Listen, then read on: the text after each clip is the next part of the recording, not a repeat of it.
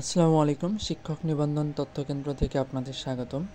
আজকে দেখাবো সহকারী শিক্ষক বাংলা ঢাকা বিভাগের সকল জেলার অর্থাৎ 13টি জেলার শূন্য পদের তালিকা একসাথে দেওয়া আছে।